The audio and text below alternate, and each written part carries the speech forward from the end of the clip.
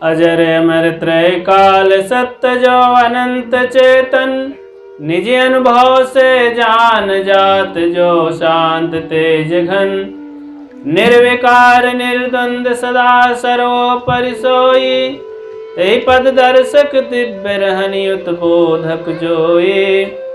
ऐसे मुक्त स्वरूप जो श्री गुरु हरि के चरण चित, शीस झुकावत दासे जन्म मरण भय हरण हित।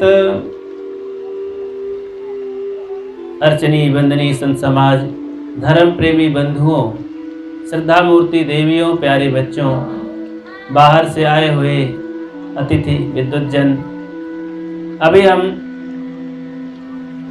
संत श्री राम साहब जी के बहुत ही सुंदर विचार श्रवण कर रहे थे। मैं भी आप सबके बीच में कुछ निवेदन करता हूं। सद्गुरु कबीर कहते हैं, कबहु न भयो संग अवसाथा, ऐसे जन्म गवायो आछा। बहुर न पैहो ऐसो थाना, साधु संगत तुम नहीं पहचाना। अब तोर हुई है नरक माँ बासा, निस्तिन बसो लबार के फांसा। जात सबन कह देखिया कहें कबीर पुकार, चितवा होय तो चेत ले नहीं तो दिवस परतु है धार। सद्गुरु कबीर साहब कहते हैं, शिकायत करते हैं, कबहु न भयो संग साथा। कभी भी साधु संग नहीं किया, सत्संग नहीं किया, जीवन को यूं ही गंवा दिया। फिर से जीवन मिलने वाला नहीं है, क्योंकि हमने संत गुरुजनों की संगत सत्संग नहीं किया। ये मानव जीवन बेकार चला गया। बहुर न पहियो ऐसो थाना, फिर ये स्थान, ये जीवन, ये मानव सुंदर जीवन, महत्वपूर्ण जीवन मिलने वाला नहीं। क्यों ऐसा नहीं मिलने वाला है? क्योंकि साधु संगत की पहचान नहीं की। साधु संगत का पहचान का मतलब अपने जीवन की पहचान नहीं की। साधु कहते हैं गुड मैन को, अच्छा आदमी को। आज की भाषा में बता रहा हूं, क्योंकि साधु कह देने से लोग घबरा जाने थे। अरे आप लोग भी साधु हैं, अच्छे आदमी हैं कि नहीं? जीवन को जो सुधार कर जीता है, संयत रहता है, जितेंद्री बनता है, इंसानियत लाता है, वो सब गुडमैन है, अच्छे आदमी हैं।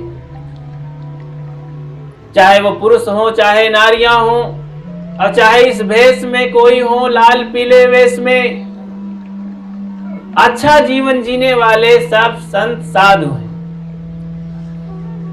तो उनकी संगत में रहना, उनके ज्ञान की बात को सुनना और करना जीवन सफलता के लिए, जीवन को बनाने के लिए, गढ़ने के लिए वो पूंजी है, मार्ग है। साहब कहते हैं, अब तो रोइए नरक मां बासा। क्यों? क्योंकि साधु संगत नहीं किया, मानव जीवन पाकर भी यूं गंवा दिया तो नरक में बास होगा, मतलब दुखों में पड़े रहना पड़ेगा। क्यों? क्योंकि निस्दिन बसे लबार के फांसा। गलत लोगों की, लबरों की संगत में, दुष्ट लोगों की संगत में, लंपटों की संगत में आप बिता दिए, गुजार दिए। अरे लोग चले जा रहे हैं संसार से, जात सबन का देखिया। सदगुरु कहते हैं, मैं सबको मरते हुए देख रहा हूं। सब चले जा रहे हैं छोड़ छोड़ करके, छोड़ छोड़ सब जात हैं, देंगे धनराज। इसलिए होश में जीना है भाई। जो होश में नहीं जीते हैं, जोश में जीते हैं, जोश में बड़ा गड़बड़ हो जाता है। एक बार स्वतंत्रता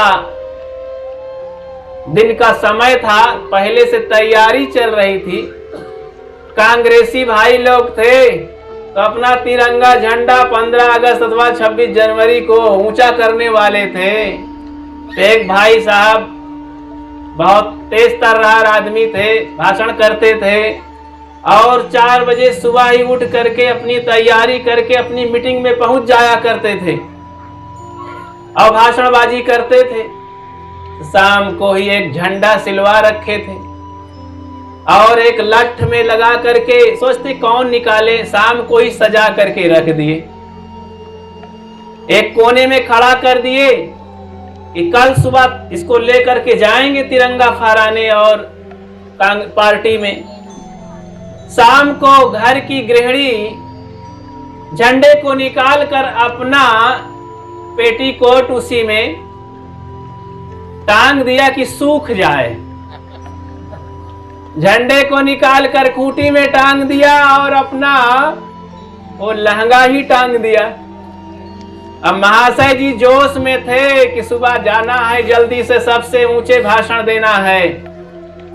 अब वहां पहुंचे, लठ में तो लहंगा टंगा हुआ है और लेकर के जोश में पहुंचे, ये भारत की शान है, यही हमारी जान है।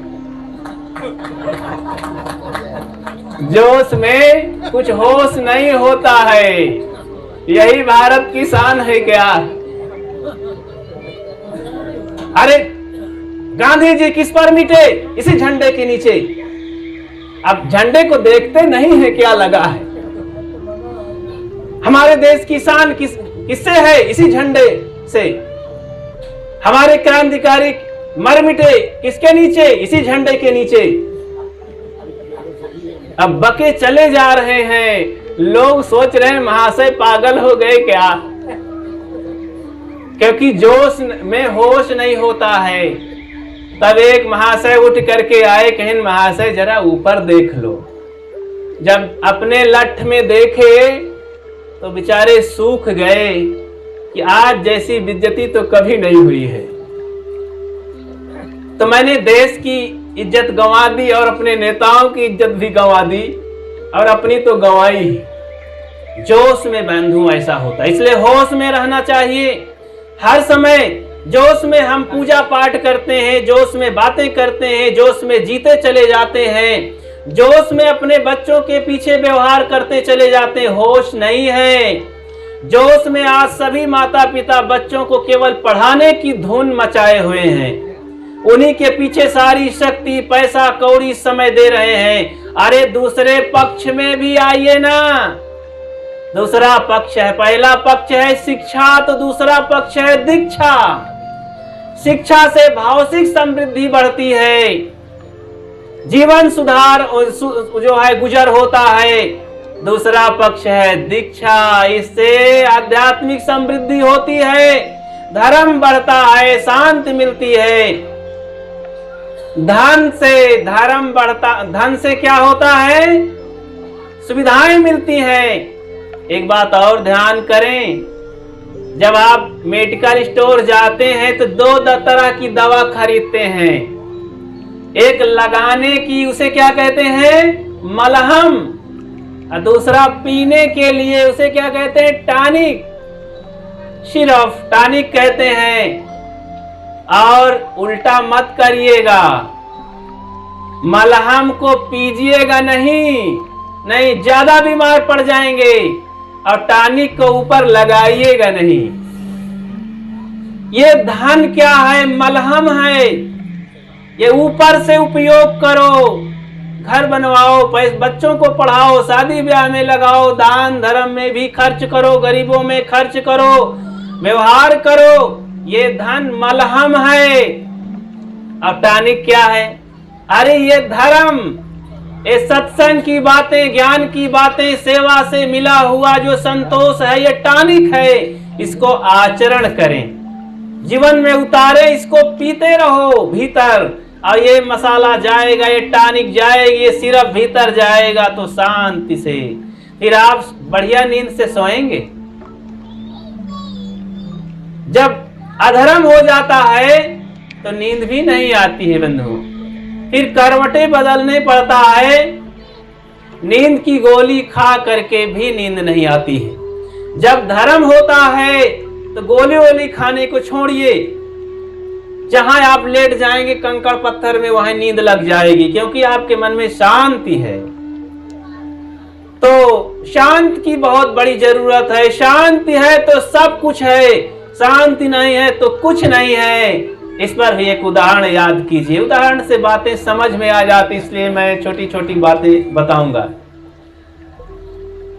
एक औरत बहुत गरीब थी, अपने नन्हे से बच्चे को लेकर के मेला में चली गई। माताएं भी ध्यान देंगी। एक औरत अपने नन्हे से बच्चे को लेकर के गोद में मेला की तरफ गई, जहां बाजार मेला लगा हुआ था। बच्चा देख करके मिठाई और खिलौने रोने लगा। मम्मी मुझे मिठाई चाहिए, जलेबी चाहिए, खिलौने चाहिए। माँ ने जब अपने पास जेब की तरफ हाथ ले गई तो एक पैसा भी नहीं था, बहुत गरीब थी। उसने बहाना बनाया कि बेटा ये नकली मिठाइयां हैं, नकली खिलौने हैं, मैं तुझे असली खिलौने मिठाई घर में बनाऊंगी अपने हाथ से। बच्चा शांत हो गया। बहाना मार देने से कहीं कहीं सफलता लोगों को मिल जाती है, लेकिन बहाना सदैव नुकसान करता है अपना, ये भी ध्यान रखिएगा। तो माँ ने थोड़ा ऐसा बच्चे को फुसलाने के लिए बातें बनाई। बच्चा चुप हो गया, आगे फिर रोने लगा। फिर उसने देखकर गुब्बारों को देख करके ललचाया बच्चा, माँ मुझे गुब्बारे चाहिए, लेकिन पैसा ही नहीं है जेब में, तो क्या है फिर। इसीलिए किसी विद्वान ने कहा, क्या कहा, जेब बिना पैसे के बेकार है, नदी बिना पानी के बेकार है, आंगन बिना अतिथि के बेकार है, शांति बिना जीवन बेकार है, और सदगुरु संत के बिना पूरा जीवन बेकार है। इसलिए सदगुरु संत जीवन में तो होने ही चाहिए। अरे गुरु बिना जीवन शुरू ही नहीं होता है। इसलिए गुरु की जरूरत है, सदगुरु की जरूरत है जीवन में। तो पीछे से उस महिला के पीछे एक प्रौढ़ इंसान लगा था, आदमी पीछे चल रहा था। वो बात को समझ गया कि इस औरत के पास पैसे नहीं है, गरीब औरत है। क्या कहें, प्रकृति ने जिसको बच्चा दिया उसको धन नहीं दिया, जिसको धन दिया उसको बच्चे नहीं है। मेरे पास धन बहुत है तो कोई बच्चे नहीं है। उस बूढ़ा इंसान सोचने लगा, परेशान हुआ। जो 55-60 साल का था, उसने सोचा कि ये बच्चा मुझे मिल जाता तो मेरे जेब में तो हजारों रुपए है, मैं इसकी मानसिकता को पूरी कर देता। लेकिन औरत से बोले कैसे हो, खतरा है। अकेले औरत से बात करना झंझट है। लेकिन नियम, विचार नियम कहता है कि प्रकृति में मैसेज छोड़ दो तो मैसेज चला जाता है वहां तक। तो प्रकृति ने मैसेज जब सुना उस बूढ़े इंसान के भीतर से, तो बानक बना दिया। एक मेला में दंगा हो गया, भगदड़ मच गई। तो उसी धक्के मुक्की में औरत के हाथ से बच्चा छूट गया। औरत कहीं अलग चली गई और बेटा कहीं अलग चला गया। अब वो जो 60-70 साल का इंसान था, बच्चे को वहीं पा गया रोता हुआ। गोद में पाकर बहुत खुश हुआ और उस इंसान ने कहा, बोल बेटा तुझे क्या चाहिए, बोल कितना मिठाई खाएगा, अब जितना खा सके मैं तुझे खिलाऊंगा। कि क्या लेगा खिलौने। लड़का बोलता है, मुझे नहीं चाहिए खिलौने, मुझे नहीं चाहिए मिठाई। तब बेटा क्या चाहिए तुझे। उस लड़के ने रोते हुए कहा कि मुझे केवल मेरी माँ चाहिए। जब माँ थी तब खिलौने अच्छे लग रहे थे, मिठाइयां अच्छी लग रही थी। जब माँ नहीं है तो खिलौने, मिठाई, गुब्बारे कुछ अच्छे नहीं लगते। इसी तरह जीवन में जब शांति है तो भोजन, मिठाई, घर द्वार, ये सब रूप रंग, बेटा बेटी सब अच्छे लगते हैं। जब शांति नहीं होती है तो बढ़िया बढ़िया पकवान, सुंदर सुंदर बच्चे, पत्नी और मान सम्मान कुछ अच्छे नहीं लगते, नींद नहीं पड़ती है। इसलिए शांति का कोई इंतजाम आप करते हैं, शांति के कमाने के लिए कुछ समय देते हैं, उसके लिए कुछ एकांत में आप बैठते हैं, शांति वर्धक कोई ग्रंथ आप पढ़ते हैं, शांति वर्धक कोई कार्य आप करते हैं कि नहीं जीवन में? जरा सोचें, भीतर सिंहावलोकन करें, क्या आप इस कार्य को कर रहे हैं? पैसे बढ़ाने के लिए तो आपने बहुत मेहनत की, 20-25 साल तक अध्ययन मनन करते रहे, लाखों रुपए उसके पीछे गंवा दिए और रात दिन भागते हैं तो धन बढ़ता है।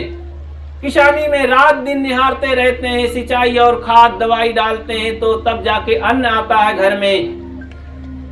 बच्चों की परवरिश के लिए आपने क्या क्या नहीं किया, लेकिन क्या शांति के लिए, धर्म परमार्थ के लिए कुछ समय दिया?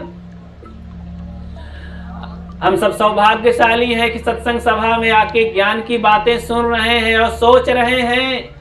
यहाँ सुनना भी और चुनना भी, कुछ बातों को चुन लेना और चुन करके जाना घर में, फिर गुनना भी, उस पर मनन चिंतन करना। इसके लिए तो साहब कहते हैं, जाना नहीं, बूझा नहीं, समुझ किया नहीं गौन, अंधे को अंधा मिला राह बतावे। जाना भी नहीं, समझा भी नहीं, बूझा भी नहीं, और फिर अंधे को अंधा वैसा मिल जाता है। जाको जैसा गुरु मिला ताकि तैसी बुद्धि।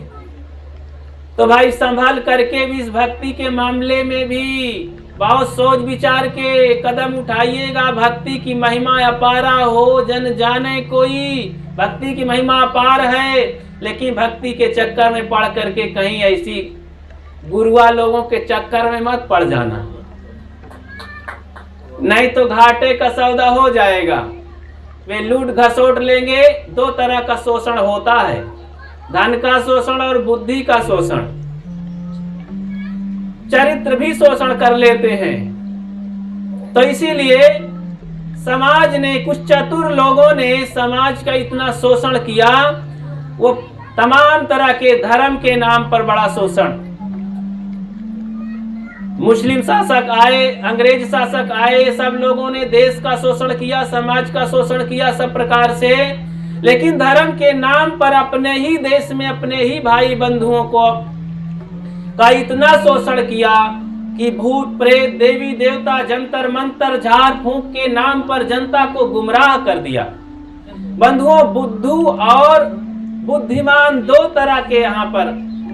संत महात्मा बुद्धू नहीं बनाते, बुद्धिमान बनाते हैं। कुछ चतुर लोग होते हैं, समाज को शोषण करके उन्हें बुद्धू बना देते हैं, क्योंकि बुद्धूपना में ज्यादा शोषण करते बनता है। होशियार चतुर हो जाने में, जागृत हो जाने में कोई नहीं ठग पाता है। और इसके लिए जागृत करने वाले संत गुरुजन हैं। आप सोचेंगे महाराज कबीर साहब संतों के लिए क्यों इतना कहते हैं, संगत कीजिए साधु की, कभू न भयो संग अवसाथा। अरे भाई, संत से क्या लाभ है, आपका ये प्रश्न है। संतों से बहुत बड़ा लाभ है। मैं अपनी बातें थोड़े थोड़े में समेटता हूं। तो संतों से क्या लाभ है, कोई बताएंगे? अब बता देता हूं। संतों से बच्चों के लिए भी लाभ है, नारियों के लिए भी लाभ है, अरे इन बूढ़ों के लिए भी लाभ है, अरे जवानों के लिए भी लाभ है, अहंकारी पाखंडियों के लिए भी लाभ है, और ज्ञानियों के लिए भी लाभ है। संतों के पास इसलिए जरूर बैठो, जाओ और प्रश्न करो। उत्तिष्ठा जागृत प्राप्त वरान बोधत। सदगुरु कबीर का वचन है, जहां धीर गंभीर अति निश्चलता उठ मिलहु कबीरा।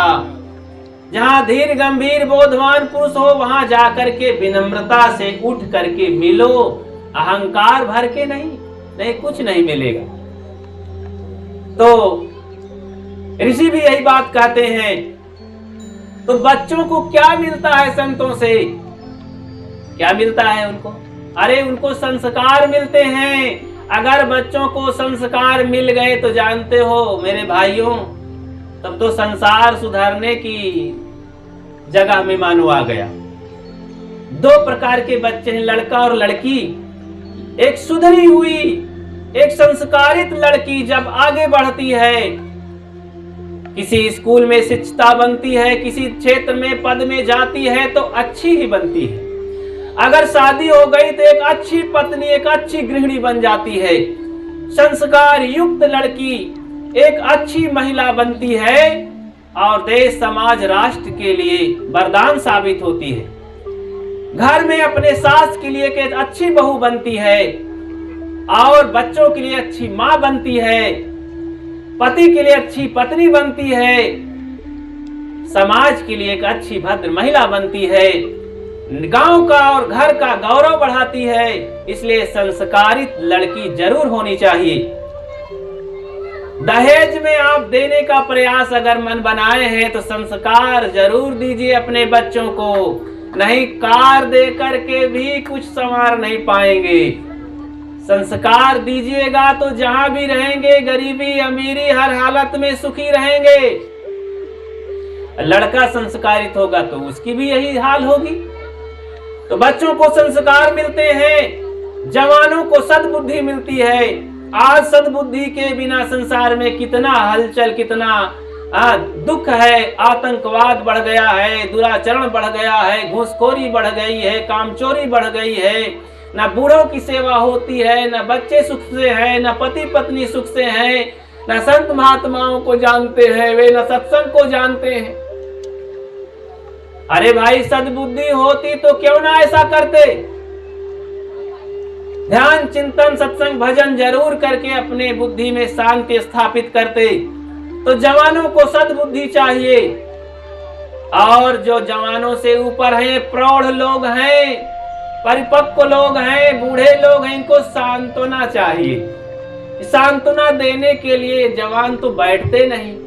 ये जहां चार बूढ़े बैठे, अब ये लॉकडाउन में तो बेचारों का वॉकिंग भी बंद हो गया है। नहीं हम जाते हैं जब भोपाल और नागपुर और बॉम्बे में, तो बड़े बड़े पार्कों में 10-5 बूढ़ों को बैठते हुए देखते हैं शाम सुबह। तो यही कहते हैं भाई बहुत तकलीफ है, हमारे बच्चे कहाँ में नहीं है, कोई बैठते नहीं पास में, बहू ऐसी वैसी है, बेटी बेटा ऐसे वैसे हैं, पत्नी तो पूछती ही नहीं है। अब यही सब मिलके मीटिंग करते रहते हैं, तंग है सब, विचारों का अशांति मन है। तो उनको संतों के पास से क्या मिलता है? सांत्वना मिलती है। अरे बूढ़े बाबा भजन करो, जो कुछ मिला है उसी में संतुष्ट रहो, बच्चों के पीछे मत पड़ो, उनको करने दो, अब शांति से रहो। अरे एक दिन शरीर छूटने वाला है, थोड़ा दिन बचा है, मौत के किनारे आ गए हो, ये सब हाथ पैर काम नहीं कर रहे हैं। अरे छोड़ो ये ताला चाबी सब बच्चों को, शांति से भजन करो, जीवन गुजर बसर हो जाएगा।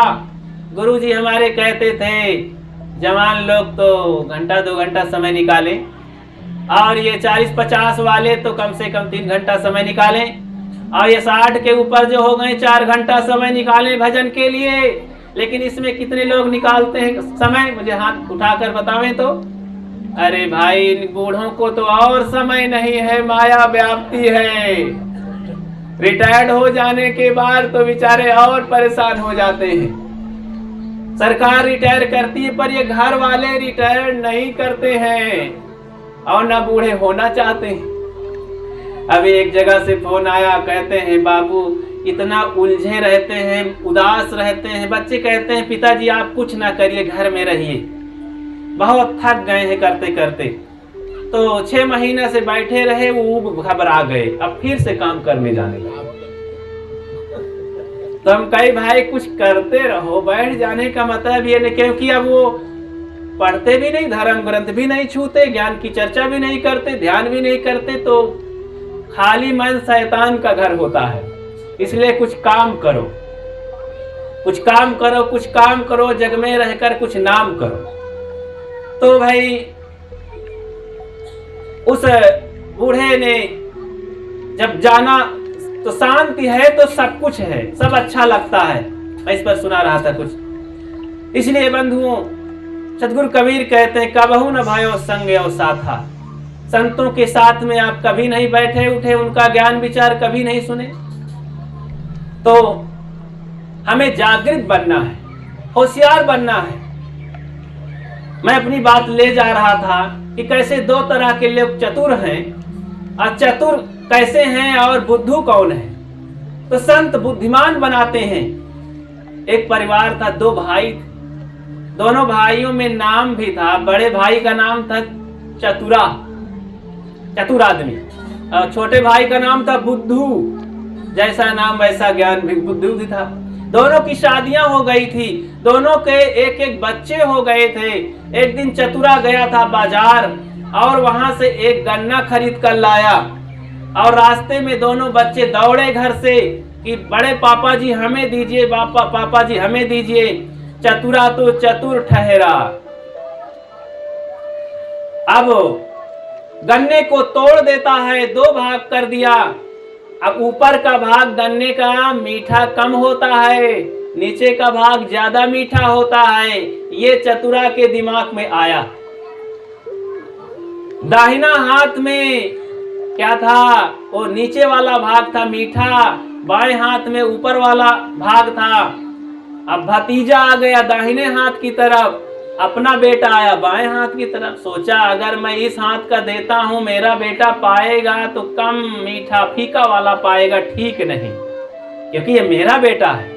इस दिमाग में ये चालाकी आई, ये कमजोरी संकुचितता आई। उसने फिर अपनी बुद्धिमानी लगाई, हाथ को फेर दिया ऐसे।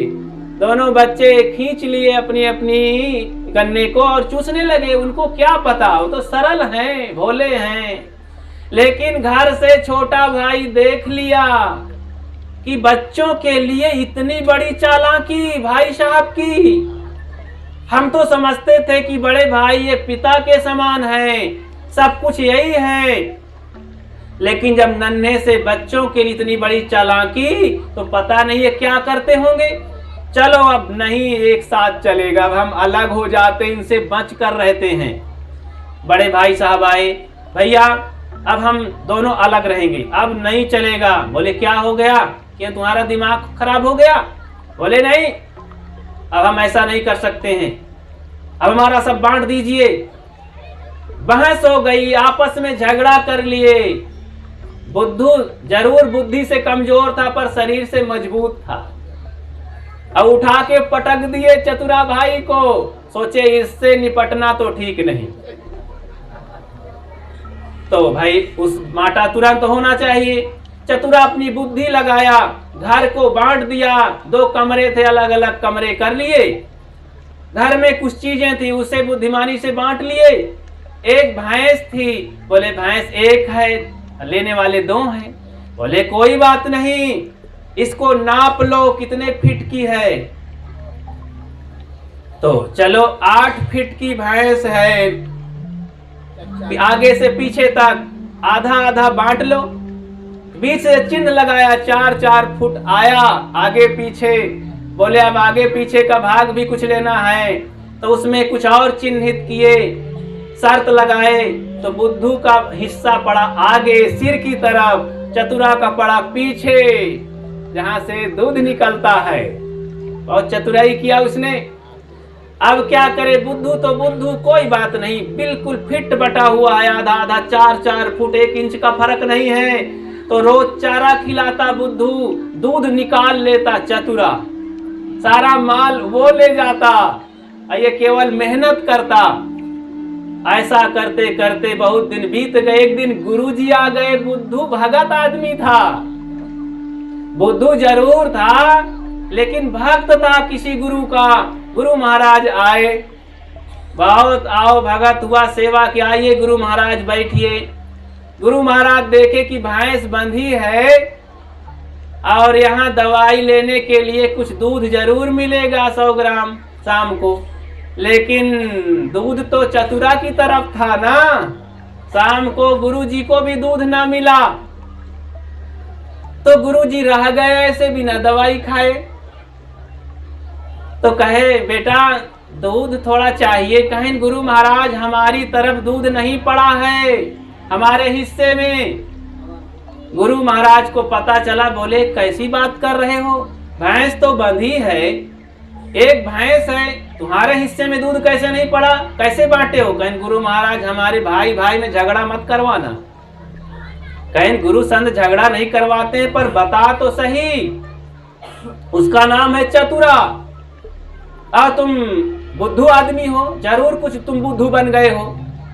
बताओ, कहीं ऐसी ऐसी बात है गुरु महाराज, कहीं मेरी बात मानो तो दूध तुम्हारे हिस्से में आ जाए।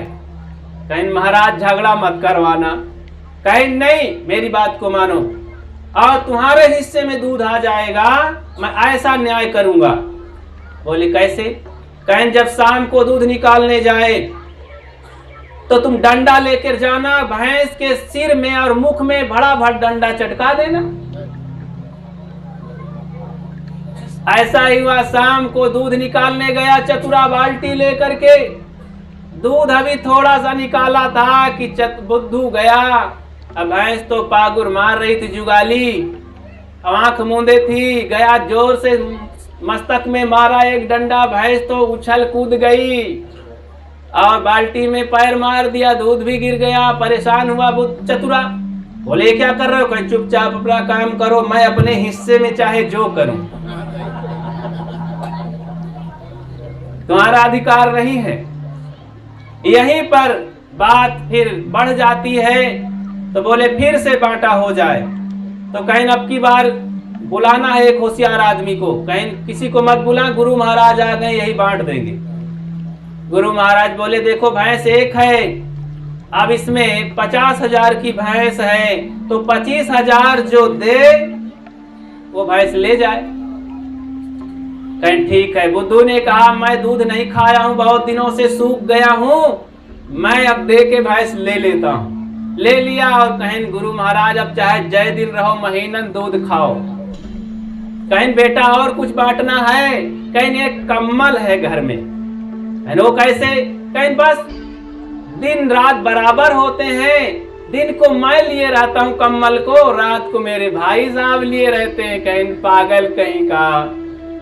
तो बुद्धू रह गया है, वो चतुरा है। कहीं ऐसा करो, कुछ 4 बजे तुम पानी ड्रम में डुबा करके खूंटी में टांग देना। ऐसे ही बुद्धू महाराज फिर कम्बल को डुबा के रख दिए। शाम को ठंडी का समय था, चतुरा आया रोज की तरह, सोचा कि हम ओढ़ के मस्ती से सोएं, तो देखा कि पानी में भीगा है। ये क्या किया तूने? कहीं देखो दिन को मैं चाहे जो करूं भाई। फिर झगड़ा हुआ, गुरुजी ने बंटवारा किया कम्बल का दाम रख करके। तो बंधुओं हमारे समाज में 2 तरह के लोग रहे, एक बुद्धू समाज रहा, एक चतुरा समाज रहा।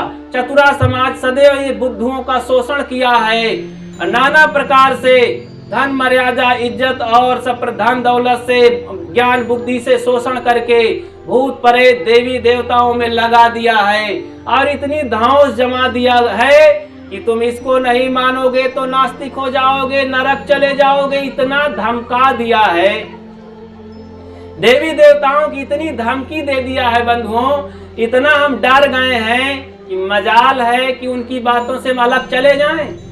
अरे आप अपने बच्चों को जन्म देते हैं, बेटी बेटा को बड़ा करते, पढ़ाते लिखाते हैं, प्यार स्नेह देते हैं, लेकिन शादी जब नंबर आता है तो बिना पूछे काम नहीं चलता है। अरे उनके बिना शादी ही रुक जाती है। रहते बनाते अपने घर को हैं करोड़ों रुपए लगा करके, बिना उनके आप प्रवेश नहीं कर सकते हैं। इतना बड़ा डर समाया है भाई बुद्धू लोगों। चतुर बनो, बुद्धिमान बनो। आप जिंदा रह सकते हैं पर उनके बिना मर सकते नहीं हैं।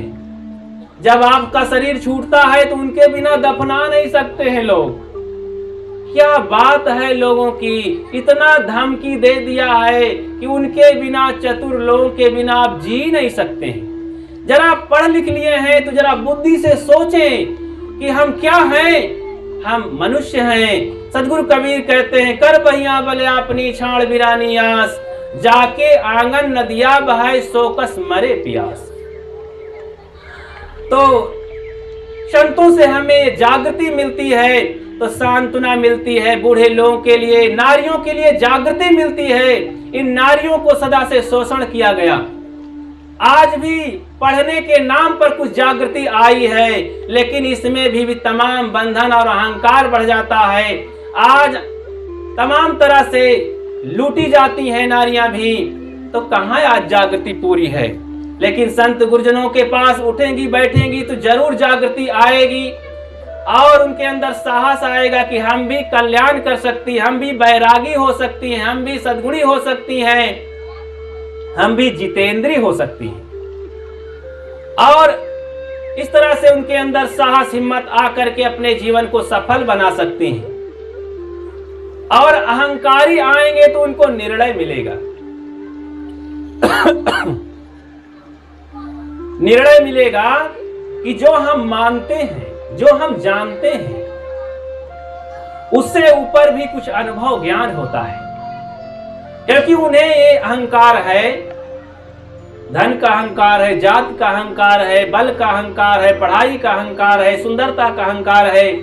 अरे जिस शरीर की सुंदरता का अहंकार है, संत कहते हैं ये सब क्या है, कचड़ा है ये शरीर, हाड़ चाम का ढांचा है। अरे जिस जवानी का अहंकार है, ट्रक के एक धक्के में कचड़ा हो जाता है, फिर फावड़ा से समेटना पड़ता है इस शरीर के लोथड़े को। जिस धन का अहंकार है, एक रोग आता है सब समेट के चला जाता है धन। तो संत कहते हैं अहंकार मत करो, इसको स्वीकार करो, एक दिन मिट्टी में मिलना है और भजन करो, भजन करो भगवान का, देर करो मत कोई, ना जानी यह देह को कौन घड़ी क्या होए। इसलिए समझो, अहंकारी मत बनो। अहंकार किसी का भला नहीं करता है। और ज्ञानी को जरूर आना चाहिए, क्योंकि दो ज्ञान हो जाएंगे। एक तो ज्ञान हमारे पास है ही है पहले से, संतों का अनुभूत ज्ञान, अनुभव का ज्ञान जब सुनेंगे तब पता चलेगा।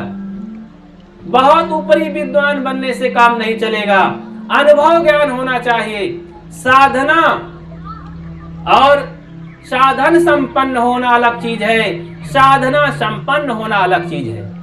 हम साधन संपन्न, हमारे पास गाड़ी है, हमारे पास घर है, हमारे पास और भी चीजें हैं, साधन संपन्न है। हम जब चाहें तो बटन दबाते हैं, फट से सब आ जाता है, पानी बिजली, साधन संपन्न है। लेकिन साधना संपन्न नहीं है तो नींद नहीं आती, दुखी हो जाते हैं, क्रोध आ जाता है, लोभ आ जाता है, मोह आ जाता है। बंधुओं, मैं अपनी बात कह रहा था कि हमें धमकाया गया है, तो कौन जागृत करेंगे, इस धमकी को कौन मिटाएंगे? अरे ये संत ही मिटाएंगे। आपको शास्त्रों के नाम पर धमका दिया गया कि इसको नहीं मानोगे जौना ग्रंथ की बात तो आप नास्तिक हो जाओगे, आप नरक चले जाओगे। भूत प्रेत देवी देवता भगवान को नहीं मानोगे तो आपका कल्याण नहीं होगा।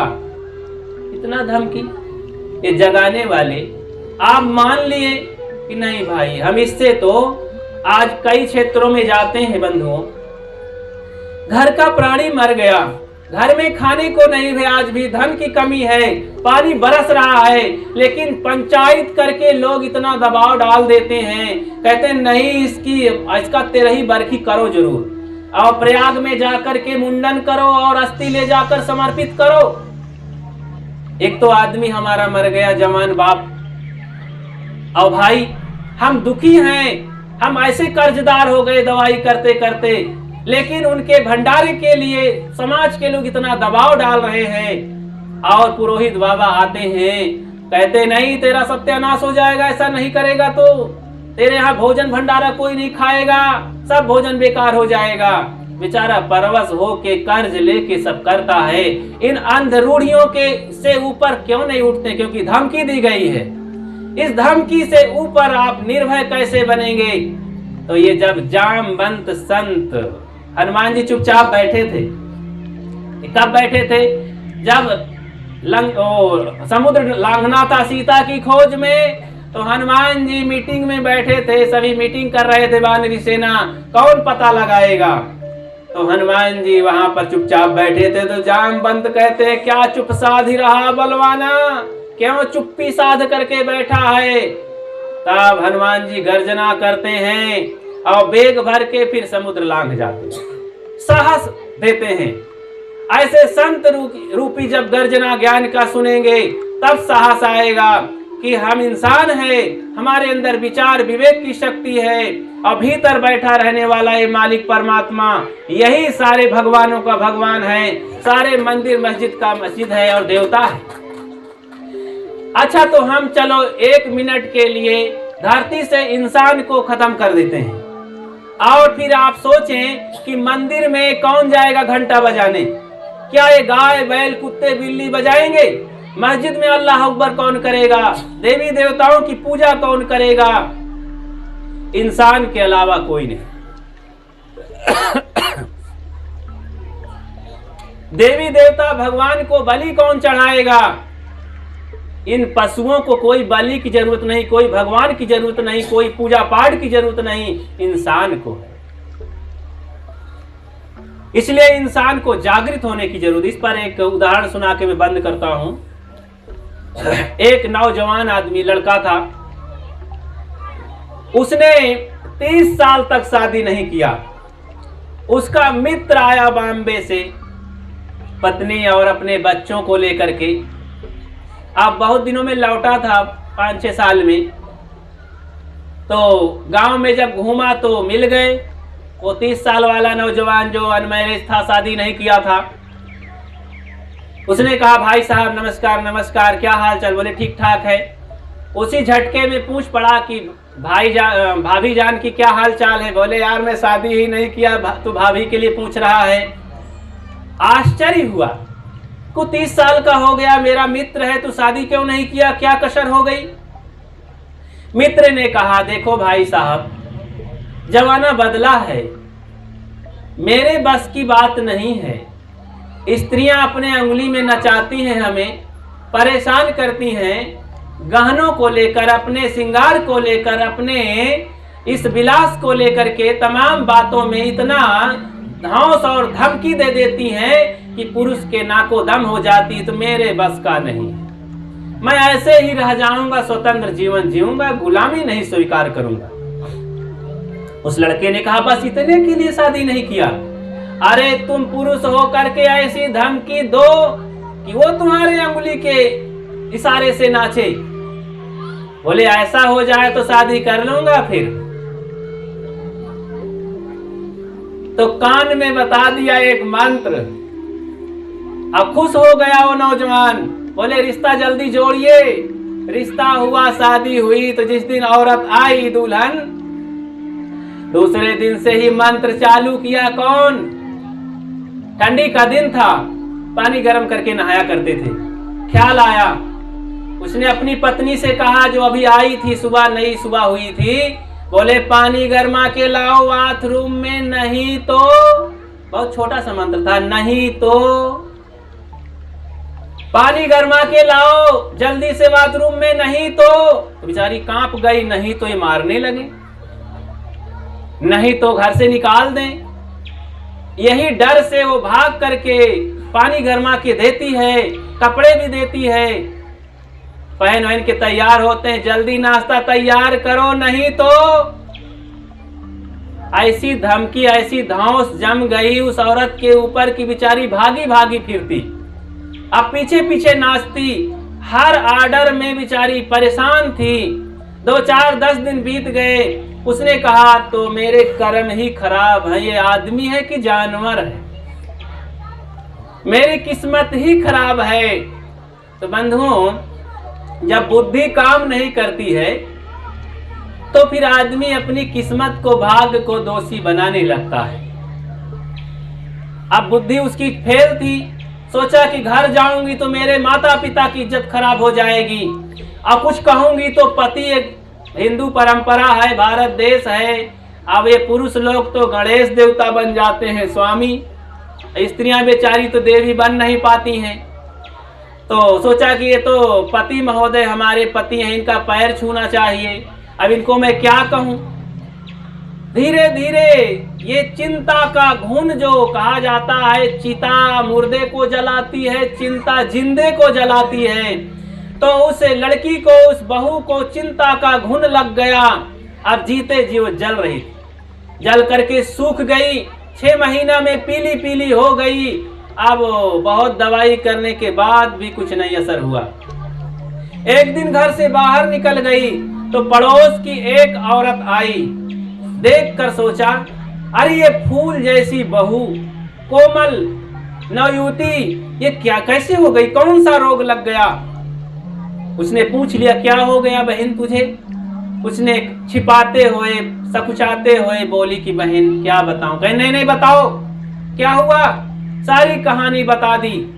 उसने कहा, उस पड़ोस की औरत ने कहा, अरे तू पागल हो गई है, अरे ये लड़का तो मेरे सामने पैदा हुआ है, मेरा देवर लगता है और अभी मुझसे बहुत छोटा है, मैं जानती हूं ये भोला है, पूरा पागल है, बुद्धू है, इसे पूछ, नहीं तो ये क्या करेगा।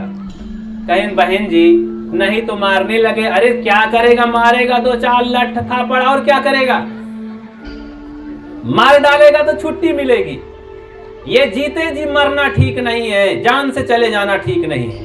ठीक है, तो हिम्मत आई तो गई घर में, सोच रही थी आज प्रयोग करना है। सुबह होती है, नंबर आता है, सोकर उठता है और नहाने के समय में कहता पानी गरमाओ, नहीं तो। तब स्त्री मुड़ करके कहती है, नहीं तो क्या करोगे, ध्यान से सुनना। तो पहली बार वो घर की बहू मुड़ करके कहती है, नहीं तो फिर क्या करोगे, पानी नहीं गर्म करूंगी तो क्या करोगे। तब सोचता है वो नौजवान की आगे वाला मंत्र तो हमारा दोस्त बताया ही नहीं।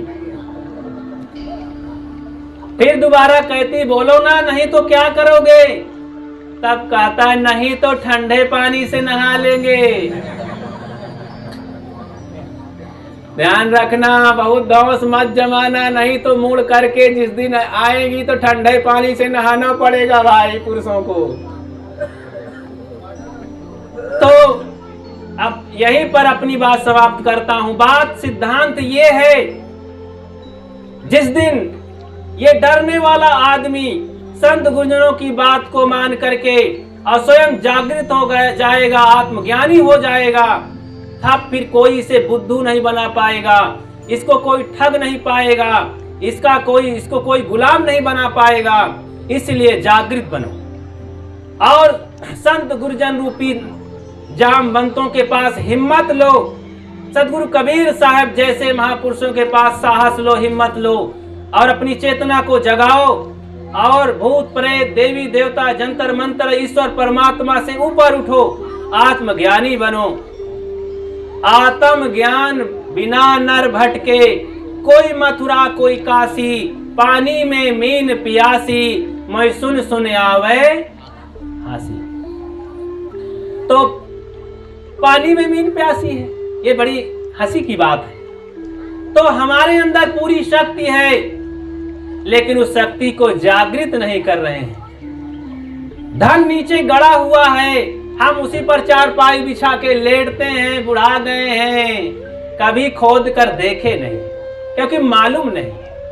बाहर से कोई पारखी आता है कि बाबा जरा खोदो तो, भिक्षा मत मांगो, अरे जमीन में खोदो, खोदे तो 5 घड़ा मोहर निकलती है और धनी हो जाते हैं। हमारे पास 5 ज्ञान इंद्रियां हैं, इनका शोधन करें, इनका संयमित करें तो हम महाधनी बन जाएंगे।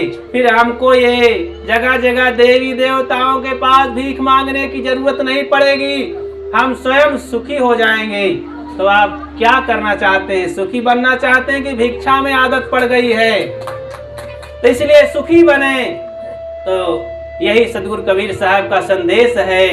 वे कहते हैं सब चले जा रहे हैं, दिन में ही डकैती पड़ रही है, माने मानव जीवन दिन के समान है, इसी में हम लूटे जाएं, हमको लोग लूट ले, अज्ञान लूट ले, काम क्रोध लोभ हमें डकैत लूट ले, हम दुखी हो जाएं तो जीवन हार में है, हमारी जिंदगी के साथ बहुत बड़ी बेईमानी मानो हो गई है। तो हम भाई बेईमानी न करें, ईमानदारी से इस जिंदगी को जिएं, जागृत बने, सुधरें और सुधारें। आप सबको बहुत बहुत धन्यवाद देते हुए, माता बहनों को भी धन्यवाद देते हुए और इस आयोजक महोदय कार्यक्रम के जो आयोजक हैं इनके परिवार और इनको सबको अतिथियों को धन्यवाद देते हुए, बहुत बहुत साधुवाद देते हुए अपनी बात को मैं विराम देता हूँ। और सबके हृदय में बैठे हुए परमात्मा को मैं नमन करता हूँ। बोलिए सदगुरु देव की जरा तेजी से जय बोल दीजिए। बोलिए सदगुरु महाराज की, संत समाज की, भक्त समाज की, साहेब बंदगी, साहेब बंदगी।